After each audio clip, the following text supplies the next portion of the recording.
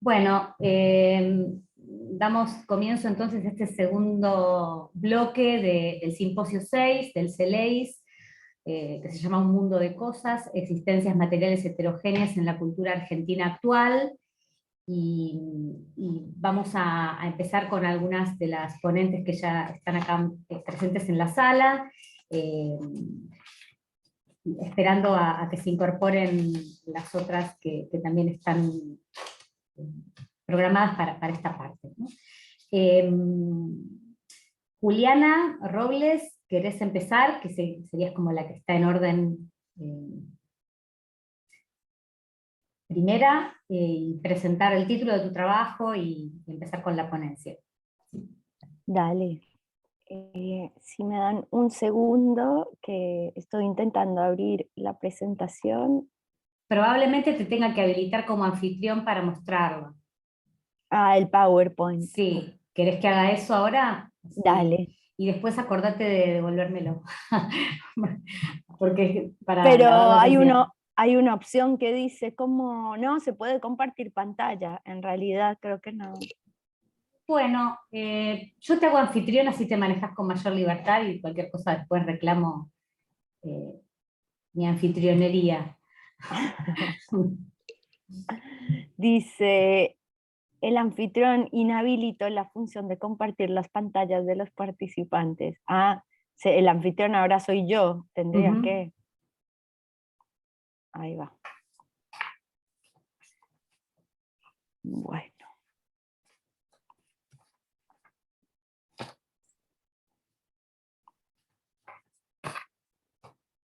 Ahí se ve la pantalla. Perfecto.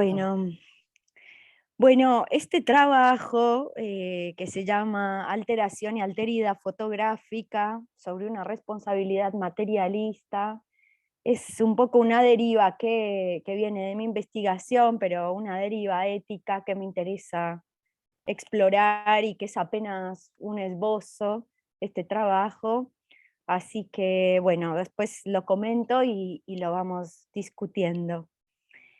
En el apartado titulado En lenguaje humano, la fraternidad de políticas de la amistad, Jacques Derrida sostiene: esta responsabilidad que nos asigna nuestra libertad sin dejárnosla, si puede decirse así, la vemos que viene del otro, nos está asignada por el otro, a partir del otro, antes incluso de que toda esperanza de reapropiación nos permita asumir esta responsabilidad.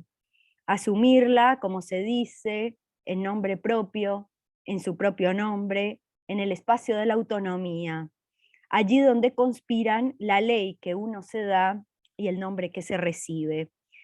Esta presentación parte de la máxima de una responsabilidad ante el otro, pero, en este caso, otro que se inscribe como no humano, una extranjera que, a su vez, ha sido considerada siempre como nativa, propia y cercana.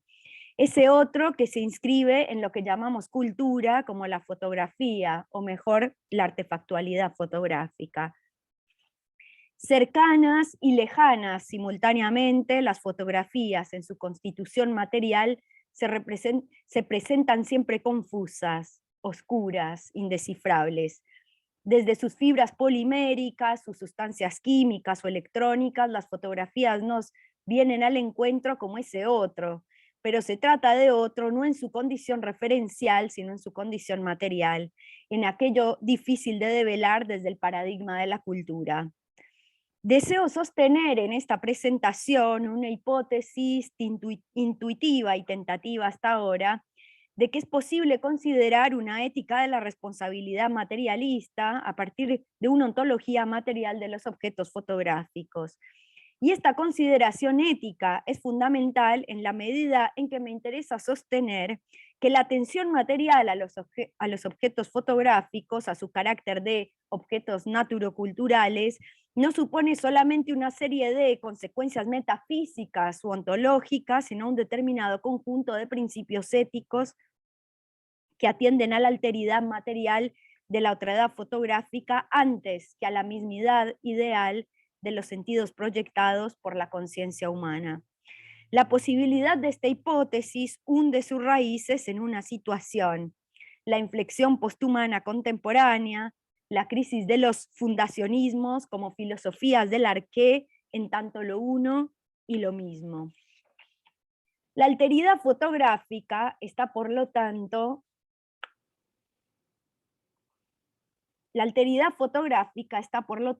en sus propios materiales, los compuestos y los procedimientos técnicos que caracterizan cada uno de los procesos fotográficos, desde los revestimientos de resina en los soportes plásticos o las fibras de celulosa en el caso de los soportes en papel, la capa de sulfato de bario o el polietileno y la emulsión de gelatina en el caso del proceso cromogénico, así como también los soportes de poliéster negro, las emulsiones sensibles a los pigmentos, los espaciadores, reveladores de colorante, los compuestos antiabrasivos sumado a los ácidos poliméricos y el poliéster transparente en el caso de los procedimientos instantáneos como la Polaroid.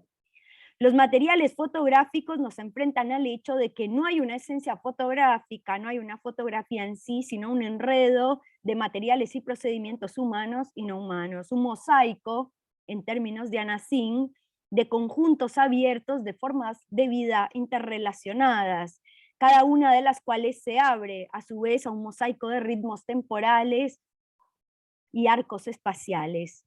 Los materiales fotográficos son, por lo tanto, aquello otro que nos llama, lo que nos exige volver a pensar las formas en que las teorías fotográficas se han configurado y han diagramado y determinado un modo de ser con estos objetos, siempre bajo la lógica del cálculo y la representación. Esta devela el trasfondo profundamente antrópico desde el cual se han propuesto las teorías fotográficas y se han sentado las bases de nuestros vínculos con estos artefactos. Considerar una ética de la responsabilidad materialista, un modo no de ser, sino de ser con estos objetos, nos exige atender a la mixtura material que acontece en las fotografías. Atender a los gestos de las materias posibilita un vínculo con estos artefactos que rehúye al principio del sujeto y a sus operaciones permanentes de reducción, apropiación e introyección de la capacidad creativa, generativa y transformadora de los propios materiales. Responder a las materias, a los procesos, a los enlaces, complicidades y complicaciones que estos componentes tienen en las fotografías. Esta respuesta pone en evidencia cierta anterioridad ética que me interesa subrayar y en la cual se juega la interpelación y el desacomodamiento que generan los materiales fotográficos.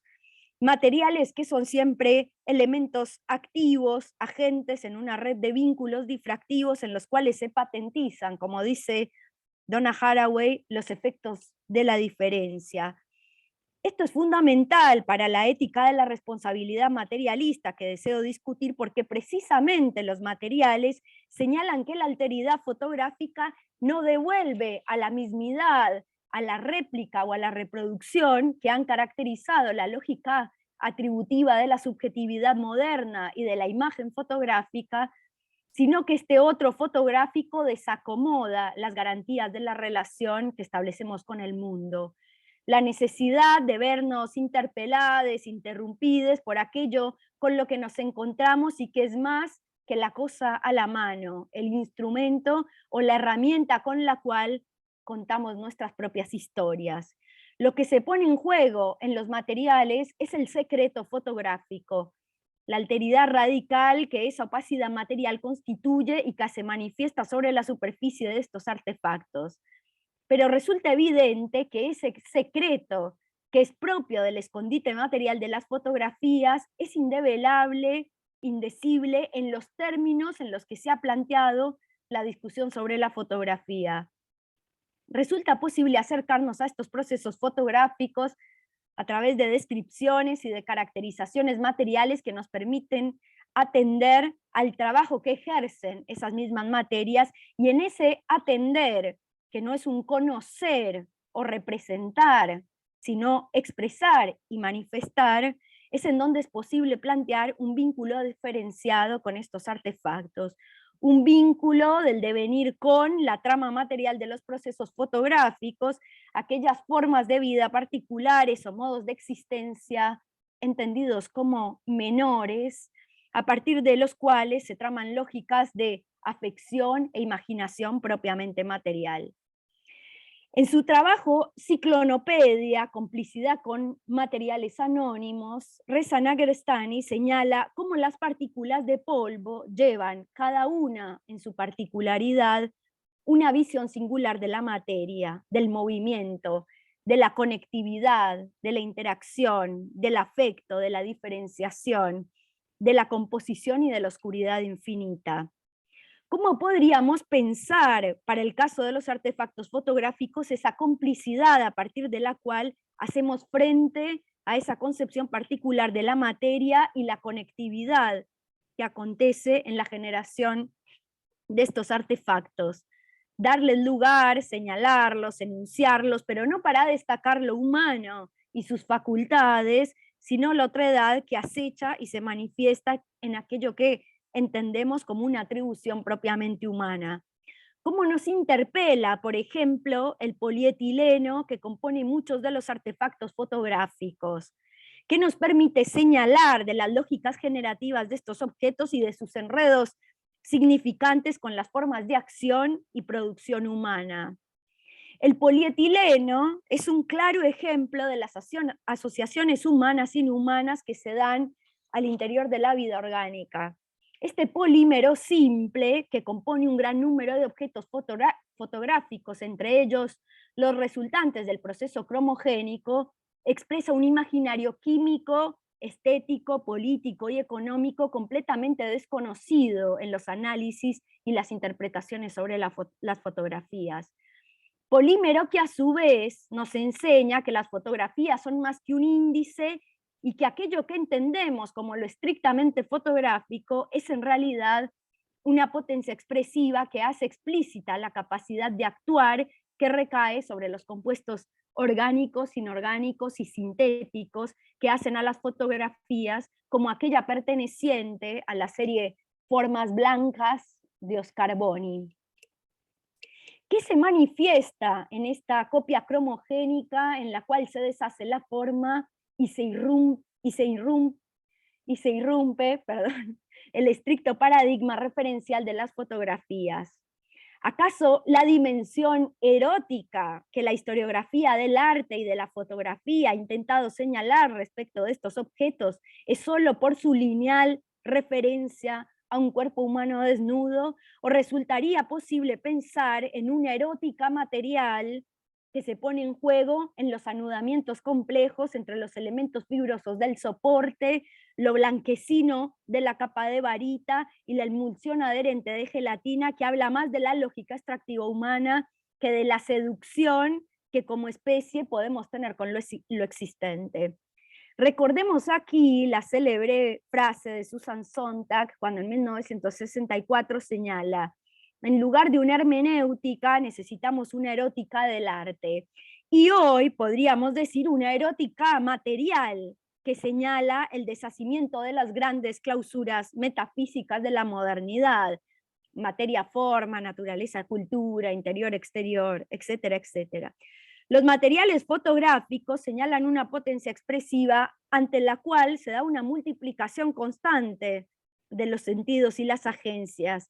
Una ética de la responsabilidad materialista apuntaría por esto no a una autoafección idealizante del sujeto, sino al temblor de nuestra misma condición de sujetos, y al vernos implicados en una trama relacional de afectos y existencias que nos preceden y que nos sucederán.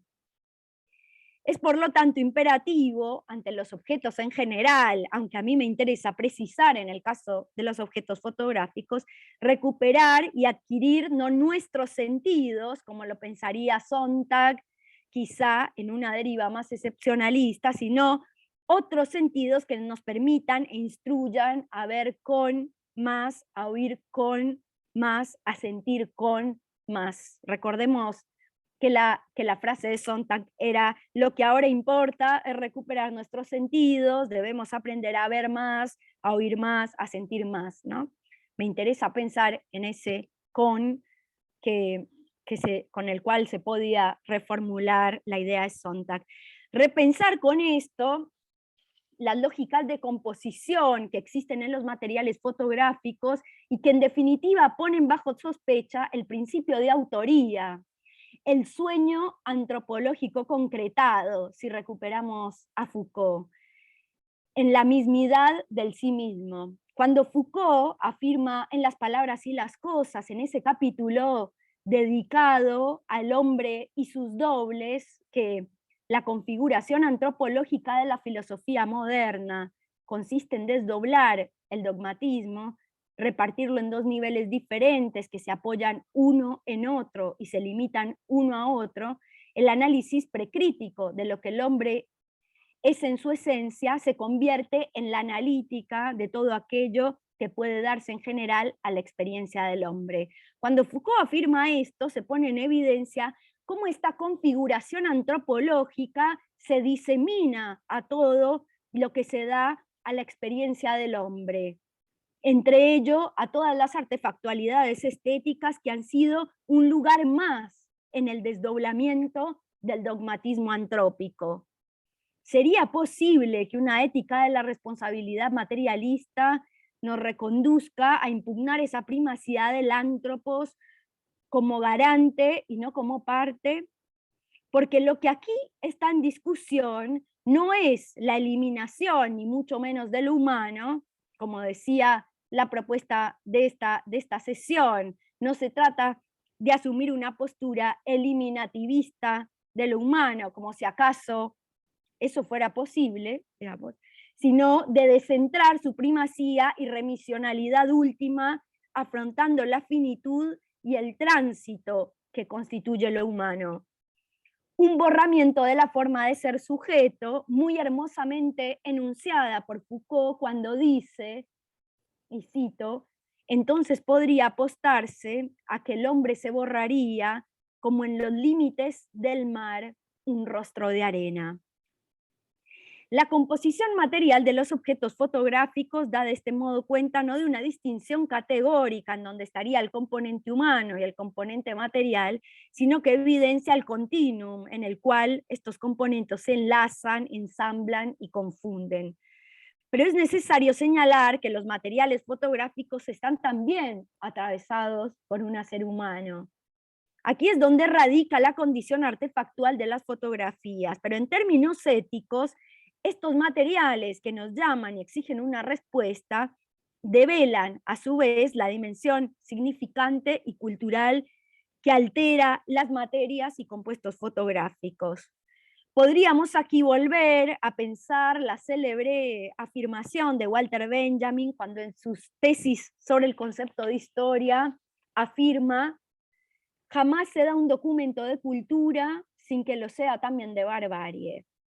Y como él mismo no está libre de barbarie, tampoco lo está el proceso de transmisión por el que ha pasado de unas manos a otras. Si los materiales fotográficos suponen la articulación indisociable entre naturaleza y la cultura es, acordando con Benjamin, del orden de la barbarie y la sacrificial, ¿qué nos dicen las fotografías de nuestro modo de ser sujetos?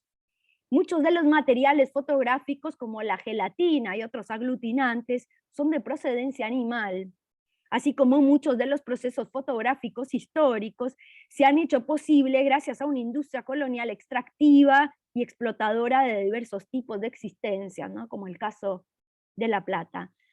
De este modo, pensar una ética de la responsabilidad materialista, atender a esa alteridad que son las materias fotográficas, supone la alteración de las estructuras que han definido nuestra forma de ser sujetos y el lugar en el cual hemos ubicado a esos múltiples otros que constituyen los documentos de la cultura. La inflexión posthumana, el debilitamiento de la perspectiva antropocéntrica no solo debería remover los imaginarios, sino trastocar y redirigir su interés sobre las materias mismas y el modo en que nos enredamos con ellas. Gracias. Muchas gracias, Juli. Buenísimo. Buenísimo. Mientras esperamos que lleguen las siguientes participantes, que eran las que estaban primeras en realidad, no sé si vos tenés noticias, tal vez tienen problemas para entrar. Si es así, bueno, me avisas. Ahí está, Ahí está Magdalena. Ahí está. Muy bueno, Juliana, muchísimas gracias. Ahí están, sí, las dos, Nadia y Magdalena. Hola, chicas, ¿cómo están?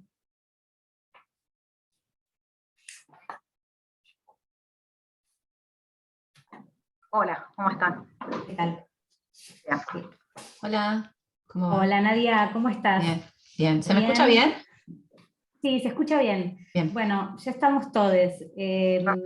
Empezó Juliana, subvertimos ligeramente el orden, pero después bueno, vendrían Nadia, Magdalena y Malena, ¿no? En ese orden. Así que, bueno, chicas, si quieren seguir, presentan el título y el trabajo. Cada una, creo que Nadia, sí, ahora. Ah, Juli ya presentó. Sí, porque como aclaramos, tenemos un tiempo limitado para la sesión y después viene otro simposio usando el mismo Zoom. Bueno, Entonces no nos podemos extender. bárbaro, perfecto. Voy a compartir algunas imágenes. ¿Convertíla en anfitriona a ella, Juli, o tengo que hacerlo yo? Creo que ya te devolví Ah, perfecto. el será. Bueno, mientras tanto les voy contando, así no robo tiempo. Que lo que voy a presentar es un análisis de Perpetuum Golem, que es una obra de Juan Pablo Ferlat. Se inscribe el estudio en el marco de lo que son mis investigaciones para mi tesis doctoral, en los que trabajo imaginarios poshumanos del cuerpo en los cruces entre arte, ciencia y tecnología. Iba a hacer una pequeña introducción del enfoque que le vengo dando, pero voy a ir directo a la obra entonces. A ver, ahí estoy acostumbrada. Calculá más o menos 15 minutos, Sí. sí, hay para la ponencia. No estaría encontrando porque estoy acostumbrada a la plataforma de Google y ya no me acuerdo por Zoom por dónde tengo acá. Compartir pantalla está en verde, gigante, acá estoy. Bueno. ¿Se ve ahí bien? No, estoy compartiendo una... No, esto dice Ahora, Zoom. Se está viendo una pantalla de Zoom, ¿verdad? No es la que ahora, seleccioné. Antes se veía una imagen, ahora sí. sí, ahí sí. ¿Sí? Ujú. Bueno, perfecto. A ver, ahí está. Quería empezar con esta imagen. Bueno, este es el artista en el proceso, en la actividad que inicia en realidad este proceso creativo, que es el escaneo de su cara. Él lo que va a desarrollar es un sistema de impresión 3D con una máquina construida ad hoc para una impresión de su propio rostro, de autorretratos, en cera virgen de abejas, y también en el marco de ese mismo proceso después va a desarrollar otros procesos de fresado, también mezclando la cera virgen de abejas con petróleo. En este caso voy a considerar esta primera serie o esta primera secuencia dentro de esta gran serie, que consiste en esto, en el escaneo de la cara. Lo que va a hacer es reproducirla a través de una máquina que funciona mediante un ciclo continuo de construcción, derretimiento y reciclaje de su propio rostro, básicamente él lo que plantea es que la obra no consiste en las piezas que resultan, de hecho las piezas finalmente están construidas para ser derretidas, sino que tiene que ver con también el desarrollo de la maquinaria, y esto a él le lleva una doble tarea. Por un lado, una investigación en apicultura sobre el comportamiento de las abejas, sobre los modos de comunicación y percepción que tienen, que bueno, para ser muy breve, a diferencia del ojo humano, que tiene células fotorreceptoras, conos y bastoncillos, las abejas, aparte de que perciben, no sé, infrarrojos, ultravioletas, perciben el espacio en coordenadas polares. Es decir, distinguen la dirección en la que va la luz respecto de la fuente, es decir, respecto del sol. Y se comunican entre ellas a través de unos movimientos, como hacen vibrar la panza y aparte se van moviendo en forma de 8 o de infinito, en las que, bueno, poniéndose en relación a la luz del sol y al lugar en el que está el panal, muestran la dirección hacia donde está la fuente de alimento y también la distancia en la que está. O sea, es un sistema de comunicación súper complejo, súper sofisticado. Él estudia todo este sistema y la segunda etapa de investigación, mejor dicho, desarrollo propiamente dicho de la máquina, es con un conjunto de ingenieros y un desarrollador en software, con los que desarrolla esta máquina. Básicamente es una impresora 3D, pero que en vez de funcionar como hacen generalmente las impresoras 3D, que es a través de una representación del espacio físico en ejes cartesianos X, Y, trata de reproducir o de continuar con el modo de percepción de las abejas para hacer este proceso transformador de la cera virgen de abejas. Entonces lo que hace es que esta máquina funcione en ejes polares, digamos, remapea, digamos, el proceso técnico que él hace es remapear el espacio tridimensional que hizo en el escaneo de su cabeza mediante coordenadas cilíndricas para que digamos, la máquina funcione mediante coordenadas cilíndricas. Lo va haciendo va manejándose en estas coordenadas, no en X, Y fileteando. No sé si saben cómo funcionan las máquinas de impresora 3D, pero básicamente toman, en este caso la cabeza, la pasa a un modelo digital, y ese objeto digitalizado es facetado, es cortado como en pequeñas facetas, y luego la máquina va atravesando cada una de esas facetas y dejando el material, ¿no? Bueno, en este caso, en vez de hacerlo en ejes cartesianos, lo hace en ejes polares. Esto a modo de descripción de la obra. Lo que a mí me interesa respecto a esta obra es pensar esa tensión entre imagen del cuerpo y cuerpo de la imagen, ¿no? Y pensar cómo el trabajo con los materiales y también el desarrollo de la obra, digamos, del desarrollo técnico de la obra, trasunta también en esa concepción del cuerpo que él genera. Básicamente me interesaría quizás leer 2 fragmentos del escrito, uno vinculado a lo que es como la performance poshumana que genera el artista en esta obra, y después por el otro lado las tensiones que genera con respecto al género del autorretrato. Básicamente lo que me interesa pensar, y eso en el marco de los imaginarios poshumanos del cuerpo, cómo el artista desarticula la lógica de la semejanza con respecto al modelo vivo, que es propia del género retratístico, a través de dinámicas interactivas, tomo este concepto de Karen Barad, en las que los elementos involucrados, que tienen que ver tanto con el dispositivo, con las agencias materiales, bueno, generan esta tensión entre cuerpo e imagen, ¿no?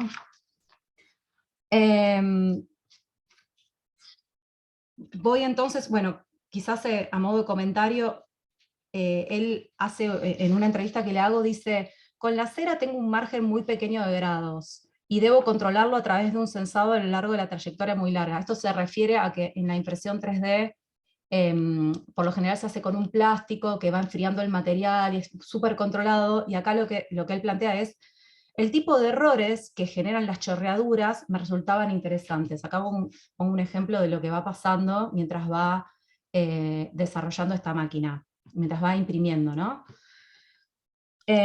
Básicamente, si existe, esto lo planteo yo, si existe una voluntad de control en este proceso, una voluntad de control para que la imagen, la reproducción de ese rostro sea controlada, es limitada.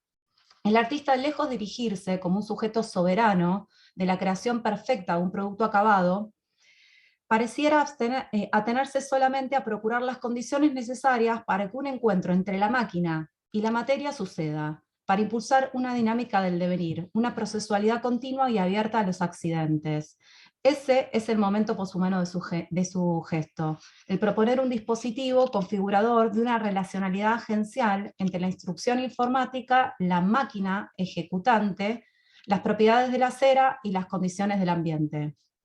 Es decir, entre agentes no humanos que imponen sus propias lógicas de afectación mutua, lo que redundará en una expresividad material que escapa a la instrucción dada por el programa informático para la construcción del objeto, que en este caso es la imagen de su propio cuerpo. Graham Harman ha propuesto, retomando de los desarrollos del filósofo matemático Whitehead, el concepto de prehensión para considerar los modos en que los objetos se encuentran con otros objetos según la estructura del cómo. Vale recordar que su ontología orientada a objetos, enmarcada en el programa teórico del realismo especulativo, se empeña por distinguir en el seno mismo de todo objeto, cuyas cualidades tienen una estructura paradojal, su condición de entidad actual o real respecto de su condición de entidad sensible o intencional. Los objetos reales serían inaccesibles, intraducibles, apartados de toda relación. Serían toda entidad realmente existente en sí misma en ejecución de su ser autónomo, tal y como es, según su esencia, en su interioridad propia. Los objetos intencionales, en cambio, estarían incrustados de otros objetos, de sus propiedades. Serían la forma en la que se dan siempre parcialmente a la vincularidad con otras entidades en su presentarse en tanto imagen o cualidad emanada. Así, según el autor, todas las entidades afectan a otras entidades en el marco de una realidad plena. Ahora bien, para Harman, la noción de ejecución señala la realidad interna de la objetualidad de los objetos, alude a una esencia oscura, tormentosa, que excede cualquier lista de propiedades. Así, este término le permite discutir el de performatividad, que según procede es un concepto, y cito, inventado para pelear con cualquier idea de una esencia oculta, reemplazada por una esencia nominalista fabricada desde un exterior por una serie de acciones públicas. El autor reniega de toda filosofía postkantiana, en tanto según él, la misma estaría basada en la idea de que todo conocimiento posible de lo objetual, de lo real en sí, se encuentra mediado por y limitado por el acceso humano. Bueno, básicamente, y esto lo voy a reducir porque si no, no me va a alcanzar el tiempo, lo que está discutiendo es con una visión específica del concepto de performatividad, que se vincula a todo lo que son las teorías y políticas de construcción antiesencialista, que se puede pensar como ejemplarmente desarrollados en los planteos de Judith Butler, en los cuales no voy a ahondar ahora. Entonces a mí lo que me interesaría es, quizás tomando la idea de objeto que plantea Harman, pero ampliando el concepto de performatividad por la vía que plantea Karen Barad, para hacer una reconceptualización de esta noción de manera no dualista, materialista y poshumana. Es decir, como retomando de nuevo la idea de performatividad, pero de una performatividad posthumana. Para superar el hiato teórico entre las palabras y las cosas, la noción posthumana de performatividad de Barad se basa en una ontología relacional en la que no hay cuerpos preexistentes a sus relacionalidades, sino ensamblajes ontológicos que se generan mutuamente y cada vez en sistemas dinámicos, produciendo fenómenos locales, concretos. La interacción consiste en procesos indeterminados y siempre abiertos, en los que no existen fronteras que de forma inherente marquen un adentro y un afuera a cada objeto o cuerpo, sino prácticas, performances, en las que los límites que distinguen a las entidades humanas, inhumanas y sus mutuas agencialidades son producidas por fuerzas semióticos materiales. ¿Cómo voy de tiempo? Me estoy tratando de apurar muchísimo, pero ya me estoy trabando. ¿Voy bien? Vamos bien, vamos bien. Ok. Entonces, para abordar el estudio de cualquier aspecto de la realidad, la autora insiste en la necesidad de tomar en cuenta la materialidad y la materialización de todos los cuerpos humanos y no humanos y las prácticas específicas, discursivas y no discursivas, a través de las cuales sus constituciones diferenciales son establecidas, es decir, los límites mutuos que se generan en la relacionalidad entre cuerpos. En el caso de Perpetuum Golem, la obra pareciera reponer formas de relacionalidad estética en las cuales se imbrincan agencias humanas y no humanas, con sus potencialidades y gestualidades específicas. La cera se expone a la temperatura regulada de la máquina, se derrite, circula en las entrañas maquínicas del dispositivo creativo, que por su parte la modela, para finalmente entrar en contacto con el ambiente y exponerse a poco a solidificaciones con una forma objetual nueva, coformada a lo largo del proceso productivo. La obra activa así una lógica no idealista de la estética que permite estimar improntas no humanas de esta expresividad material.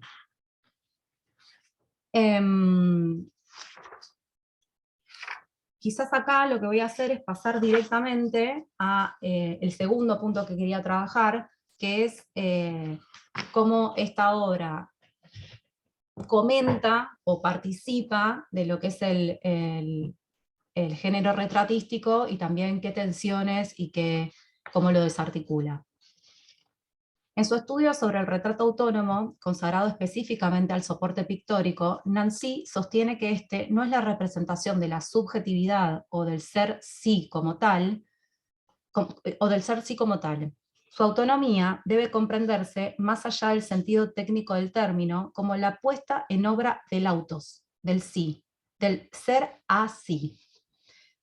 El retrato, según el autor, solo es en relación con él mismo, en el sentido de que consiste en una puesta en obra de la exposición del sujeto para sí y no en sí.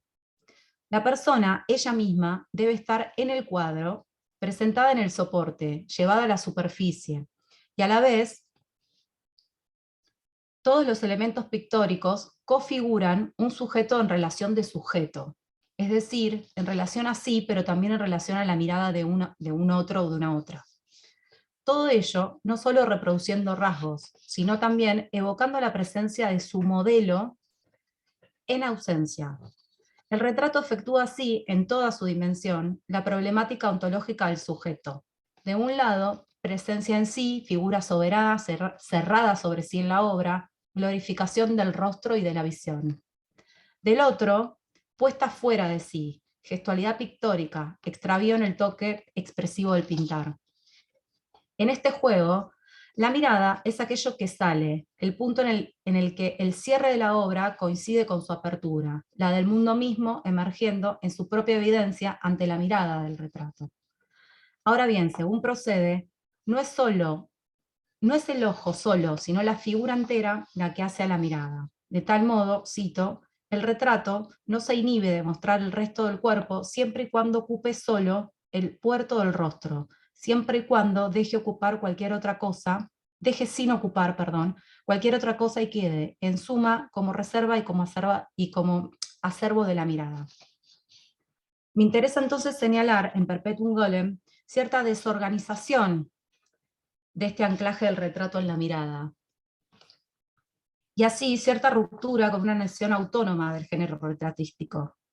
En primera instancia, la obra parte de un prototipo, de una instrucción informática, que, operatoria artefactual mediante, busca cierta identidad entre su imagen del cuerpo, es decir, el modelo visual informático, y el cuerpo de la imagen, la concreción fenoménica en el objeto impreso. Ahora bien, sobre el proceso reproductivo de un mismo modelo visual escaneado en la cabeza del artista, la procesualidad constructiva involucra las dinámicas agenciales de los elementos y materias puestas en juego.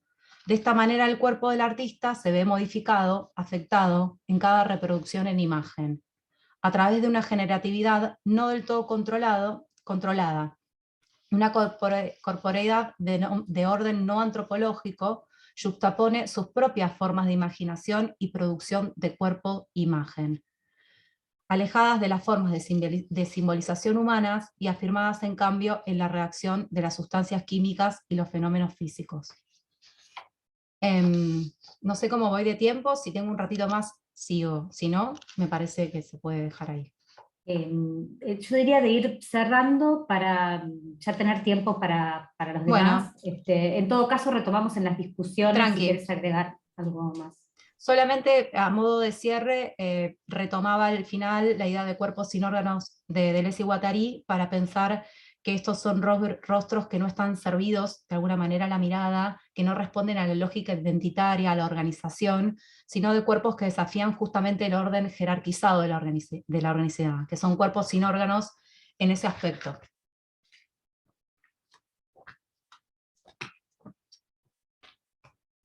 Muy bien. Acá se ve en la imagen la instalación que genera en el CCK en una muestra que hace en el 2020, donde se ve la máquina, el proceso creativo y también algunas de las piezas.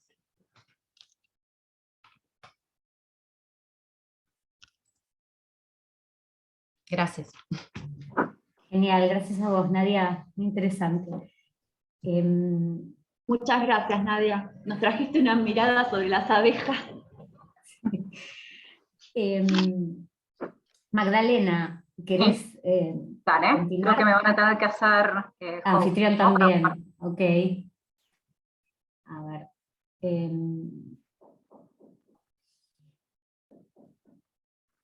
Nadia. Ahí estoy compartiendo, ¿lo están viendo? Ahí está, sí. Bueno. Mi ponencia se titula Afectividades co-creativas, prácticas artísticas en red agencial y nuevos modos de vida. Y de algún modo se propone, a partir también de las consideraciones tratadas por el poshumanismo, en cruce con las vertientes materialistas, analizar algunos casos dentro de las tecnopoéticas latinoamericanas, con el fin de establecer algunos lineamientos, consecuencias que tiene este pensamiento estético para la estética, ¿no? En primer lugar, pensar la estética en tiempos de urgencia requiere de parentescos extraños, como acaba de mostrar bien Nadia. Más allá de las historias heroicas y apocalípticas del Antropos, la necesidad de dar respuesta, de asumir nuestra responsabilidad, implica reconocernos en una infinidad de conexiones humanas, inhumanas, bióticas y abióticas. Y también significa, de algún modo, barajar y dar de nuevo. Si el entramado de la modernidad hace del hombre la raíz sobre la que se apoya el árbol taxonómico que divide y separa lo viviente, una también de toda una estructura jerárquica que vendría a asegurar su dominio sobre todo otro, el parentesco multiespecie nos habla de la necesidad de generar nuevos entramados y que permitan que otros florecimientos sucedan. En este sentido, diferentes producciones artísticas abordan la cocreación como el despliegue de prácticas nuevas, distribuidas en redes de colaboraciones y combinaciones inesperadas. Esto implica dejar de considerar la capacidad de actuar como el privilegio de un ser en particular, el autor, por ejemplo, concebido como aquel capaz de hacer obra, hecho que además lo diferenciaría del reino animal.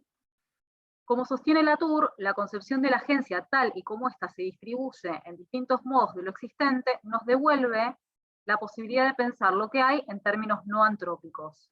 Y por ende también nos abre la posibilidad de concebir la potencia creativa, una potencia que excede lo puramente humano.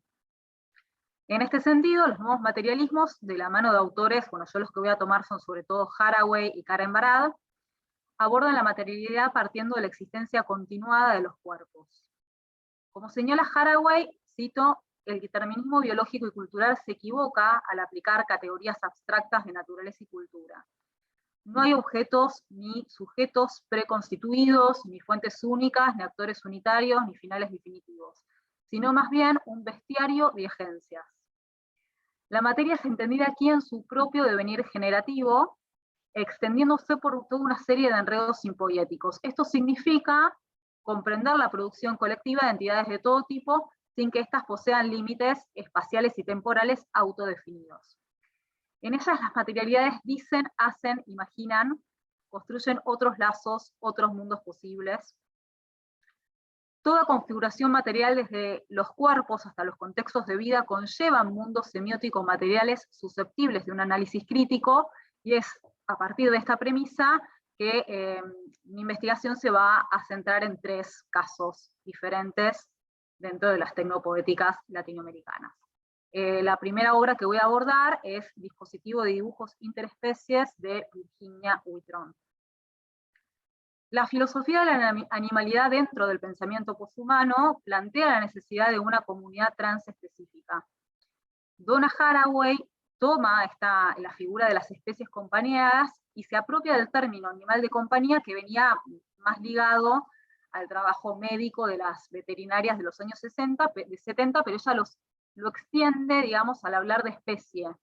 En este sentido ya no se refiere, digamos, a una categoría depurada, taxonómica, sino la entiende a partir de su agencialidad relacional.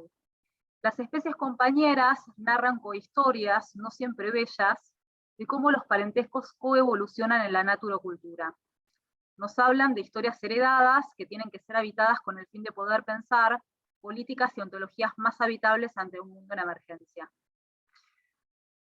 En el 2019, luego de convivir con la especie Hermetia illucens, que es conocida como la mosca soldado negra, que habitaba en la compostera, Virginia Whitron diseña este dispositivo de dibujos interespecies que consiste en una estructura conformada por 3 módulos de madera cerrados e interconectados. Al ver que aparecían depredadores, ella crea esta suerte de hábitat refugio donde las larvas no solo pueden estar a resguardo, desarrollarse acorde a su ciclo vital, pero también participar de un aparato pensado para la recreación y la co-creación interespecie. Todo comienza en el sector de la compostera. Acá se ve un diagrama que más o menos da cuenta del circuito, ¿no? Virginia se refiere al compostaje como aquello que no tiene jerarquías ni centro, como un entretejido simbiótico entre animales humanos e inhumanos. Recordemos que Haraway elige el término compost por sobre el de poshumanismo, con el fin también de romper con toda referencia antrópica que en el poshumanismo seguía todavía ocupando un lugar central, y piensa también el compost como su propia actividad teórica, ¿no? Como teoría del lodo y del embrollo. Bueno, en este sentido podemos pensar que las Hermetia illucens son activistas del compost.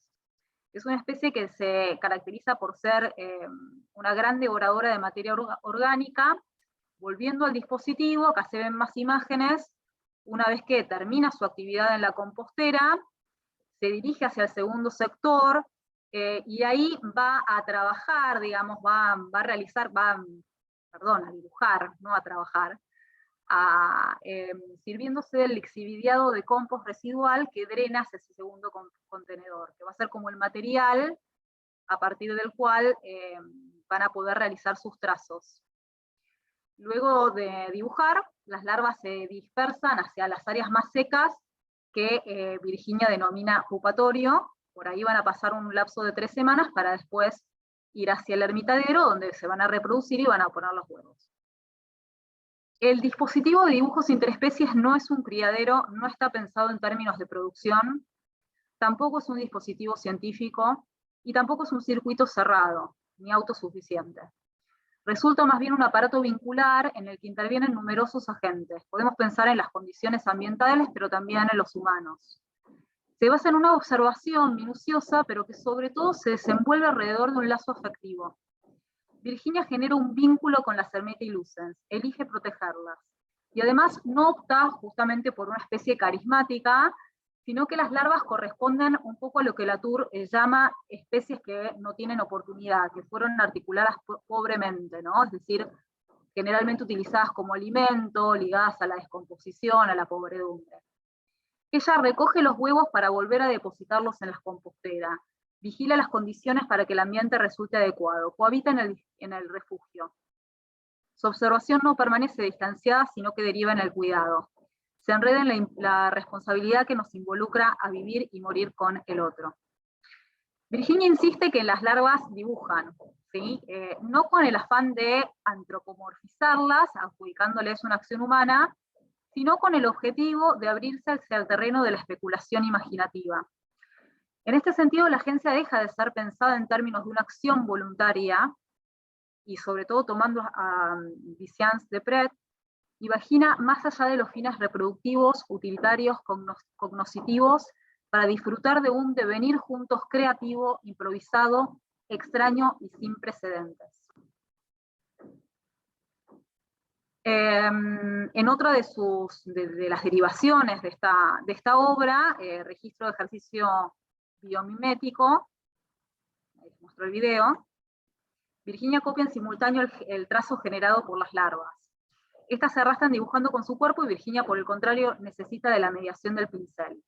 la mímesis deviene performativa, o sea, la finalidad no es la representación ni la semejanza, sino enredarse en este juego de inducción recíproca, ¿no? Acontece en ese tiempo simultáneo en el que los cuerpos se encuentran y se desdiferencian en el gesto de sus trazos. La capacidad actual no es la actividad de un ser autónomo, sino, como sostiene Latour, un hacer a otros hacer, incitar, provocar, inducir, evocar. La agencia en este sentido es un flujo de fuerzas, y por eso cabe pensarla más allá del binarismo entre lo animado y lo animante. El segundo caso al que me voy a referir, también yendo un poco rápido, es la obra Tejidos Menstruales de Ana Laura Cantera, una artista ligada a las artes electrónicas, que suele trabajar temáticas en relación a la biología, el medio ambiente, la ecología, y sobre todo a partir de la co-creación con otros organismos no humanos. Y también es la fundadora de Micocrea, donde trabaja con el desarrollo de bioplásticos a partir de materiales como la yerba mate, el pelo humano y otros, la fruta. Pero en este caso, en tejidos menstruales, decide trabajar con su propia sangre menstrual. De este modo genera unos hilados amorfos que permiten repensar el vínculo que establecemos con nuestro propio cuerpo en tanto personas menstruantes. La artista apela a la naturaleza colectiva del tejido, especialmente conectado con lazos comunitarios y solidarios, como artefactos cargados de afecto y de cuidado. De este modo expone una materialidad que se enreda en historias familiares y sociales. Se apropia, además, de un territorio alienado por las lógicas reproductivas, generalmente legalizado, medicalizado, acorde a políticas patriarcales ajenas a los cuerpos menstruantes. De hecho, se trata de una obra en proceso, y en este último tiempo ella le suma sonoridades que aparecen en los ciclos menstruales, pero también, sobre todo, en relación a los tratamientos de fertilización in vitro. De este modo genera una tensión entre ese espacio medicalizado y ese espacio comunitario de cuidado que propone como una forma estético y política. La obra aborda la tecnología como una herramienta para el activismo, un ámbito potencial de intervención feminista. Ella cuenta cómo empezó a utilizar esta sangre a partir de del uso de la copa menstrual, y cómo ella almacenaba la sangre, incluso la volcaba a las plantas, y de este modo ella se apropia de una tecnología que está pensada en un sentido diferente, ¿no? Que está pensada no para almacenar algo, sino para desecharlo, y realiza una suerte de poética del desvío. Por otro lado, si la biotecnología hoy posibilita una vida desligada del cuerpo, Cantera construye un cuerpo por fuera de la ficción del cuerpo propio, pero incapaz de desligarse. Como ella muy bien señala, el útero es un símbolo de que el territorio cuerpo no es algo privado ni íntimo, sino que es un elemento vital condicionado por los estados-nación, por las doctrinas religiosas y por las farmacéuticas para llevar a cabo estrategias políticas patriarcales en la que los intereses de las personas menstruantes que lo poseemos no cuentan en absoluto. Ella ingresa en ese espacio privatizado de los cuerpos, en aquello que Beatriz Preciado llama un espacio biopolítico de excepción, que se negocia, que se condiciona, que se oculta, que se coloniza, que se atrofia, para tornar visible una materialidad, una historia de sangre silenciada, que además convoca por su cualidad táctil. Y acá quería mostrarles sobre todo este video donde se ve cómo ella la manipula, ¿no? Y acá hay un texto que no voy a leer, pero en donde ella cuenta su experiencia de trabajar con ese material. Hay una necesidad de sentir, de tocar una materialidad de siempre invisibilizada. La menstruación es utilizada por fuera de su condición biológica reproductiva, se torna táctil, lúdica. Y el tercer caso al que me quería referir es Siempre se tiene 19 años en un rincón del corazón, de Gabriela Mungía, un site específico realizado en la cárcel Migueletes, ubicado en el casco histórico de Montevideo, que por mucho tiempo funcionó como un espacio de reclusión, como un centro de reclusión, y luego se convirtió en un centro cultural. Bueno, la obra parte de un trabajo de investigación, un relevamiento de dibujos, textos, poemas, escritos por aquellos que alguna vez habitaron y vivieron confinados en ese lugar, y el que más le llama la atención y que da origen al título es este que decía Siempre se tiene 19 años en un rincón del corazón, que aparentemente fue realizado cuando este lugar funcionaba como reclusorio de menores. Estas imágenes son transformadas en vectores, 2 máquinas son las encargadas de transcribirlas sobre la pared. La obra propone un agenciamiento material que se da en el entrecruciamiento entre hombre y máquina. En palabras del artista, el dispositivo tecnológico deviene una máquina para la memoria. Voy a bajar el sonido así no molesta. Que se despliega para visibilizar las capas de profundidad de nuestros imaginarios, geográficos, biológicos, matéricos, políticos. Siguiendo sobre todo a Karen Barad, a partir de su idea de interacción y realismo agencial, los fenómenos no están localizados en el espacio y tiempo, más bien son entrelazamientos, plegados y entretejidos. Constituyen múltiples historicidades materiales. De este modo, el pasado nunca se cierra. Hablar con fantasmas no pasa por considerar o reconstruir una narración, un hecho tal y cual como este sucedió, sino por asumir la responsabilidad de aquello que heredamos, asumir las relaciones entrelazadas de la herencia que somos nosotros. En este sentido, la estética, más que apelar a su condición representativa, es abordada en sus características perceptivas, sensibles y afectivas. Mientras que la idea de representación siempre señala una ausencia, algo representado no está aquí y ahora, acá se trata de una propuesta performativa.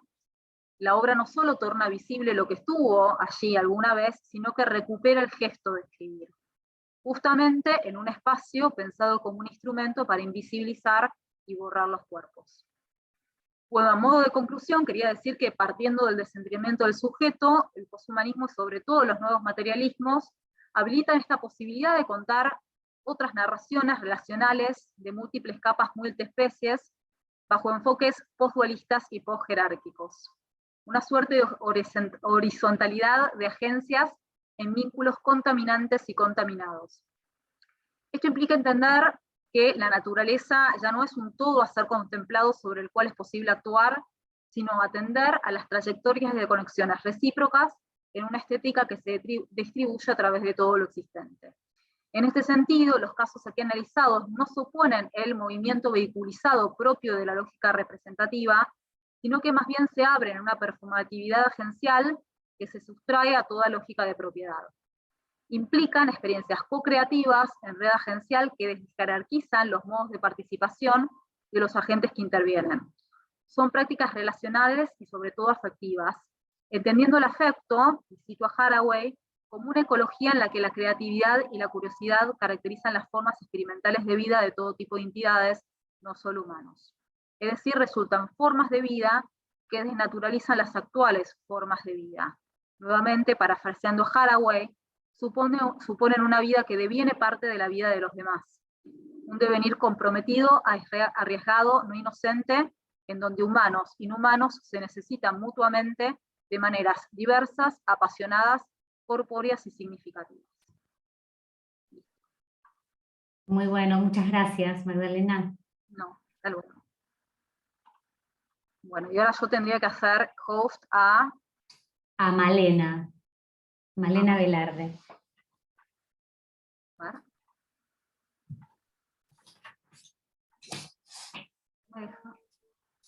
Malena Ríos, Malena Vaca. Malena Velarde.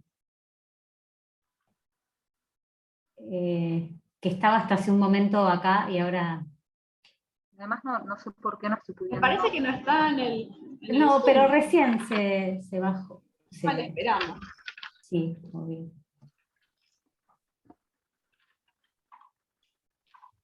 Igual sabes qué, que cuando pongo para...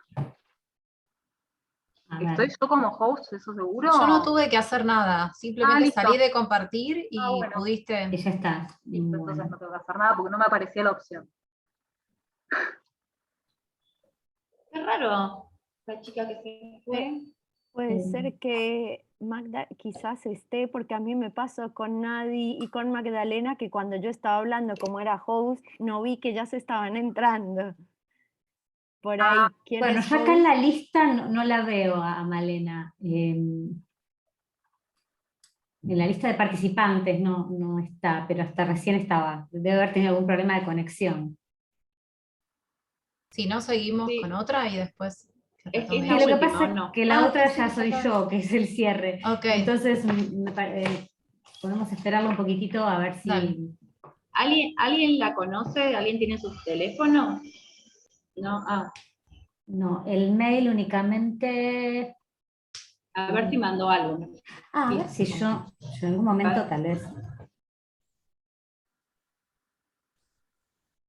Sí, tengo. Acá figura como que nadie está como host, pero debe ser que todos podemos compartir, no sé. Es verdad, figuro yo. Bueno. Sí, lo único, después si para tengo el que final, esperar. porque, digamos, deja de grabar cuando se retira el anfitrión, digamos, ¿no? Entonces, bueno, ahí sí, no te retires Te va a antes, quedar- en todo caso. ¿Cómo hago para pasártelo, Pau? Está volviendo Malena. A A ver. ver, había una parte que era como reclamar. Nada, tenés que ir a More y ahí Sí. te debería aparecer la opción. ¿Puede ser? Destacar para todos, editar imagen de perfil o renombrar. Anclaje, si no. No sé. Eso es lo único que me figura. En la Tampoco. lista lateral, donde Sí. está, ahí Ahí me busca figura a eso. Paula. Sí, yo estoy viendo en la lista lateral de ella. Mira, ahí apareció Malena. Sí. Ahí está. Ahí va. Bueno, supongo que se debe tener Buenísimo. problemas de conexión. Bueno.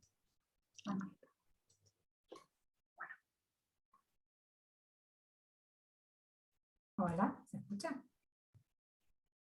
Sí, se te escucha un poco. A ver, ahora sí. Volví a ser anfitrión.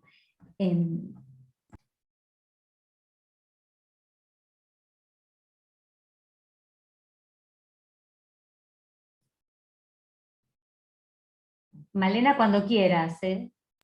Bárbaro, disculpen, pero justo se me cayó internet y bueno, tuve que volver así.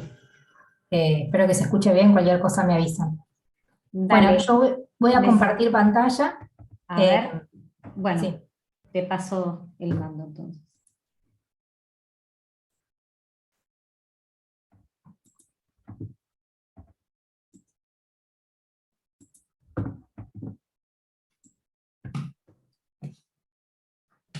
¿Se puede ver? Sí. Perfecto. Bueno, mi trabajo se titula Escucha situada en el Río de la Plata, análisis de la experiencia de transmisión de sonidos de los vientos del Río de la Plata en el marco de UP, Universidad Paralela, que es un proyecto de Leonelo Zambón, principalmente.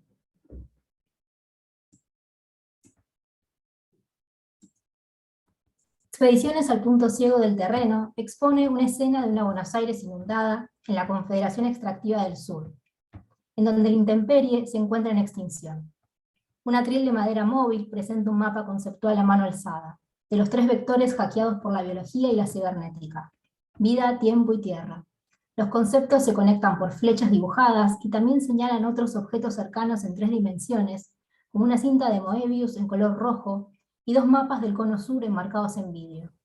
Detrás del atril, hojas de papel impresas cubren la pared. Son cascadas de códigos genéticos. Del lado contrario al atril se encuentra la puerta al refugio, una construcción en madera con una escalera que nos lleva a la cúpula, donde se experimenta con plantaciones de especies transgénicas. Un sonido raspado se vuelve cada vez más perceptible a medida que se ingresa al refugio. Se trata de las grabaciones de los flujos de vientos y aguas del Río de la Plata. En diciembre de 2021, UP, Universidad Paralela, participó del programa Con Públicos con actividades dentro del CCK y en la Costanera Sur. Estas actividades nuclearon a otras organizaciones y proyectos artístico-territoriales como Expedición a Puerto Piojo, entre otras. Se buscó producir una activación que pudiera leerse en sintonía con las acciones llevadas a cabo para posicionarse frente a los proyectos de rezonificación que habilitan emprendimientos inmobiliarios en Parque Salguero, Costa Salguero y Punta Carrasco, y en el predio de la ex ciudad deportiva del Club Atlético Boca Juniors. En esta activación se registraron los sonidos de los vientos,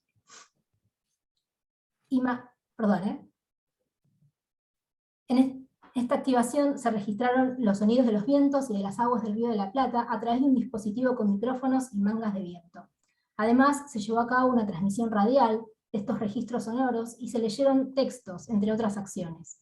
Esta estrategia puede entenderse como un modo de archivamiento de aquello que los proyectos de rezonificación amenazan: el ingreso de los vientos a la ciudad bloqueados por los edificios.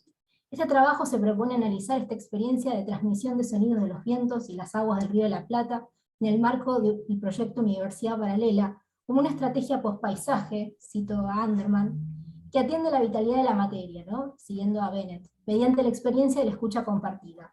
Como hipótesis de trabajo, se plantea que Universidad Paralela explora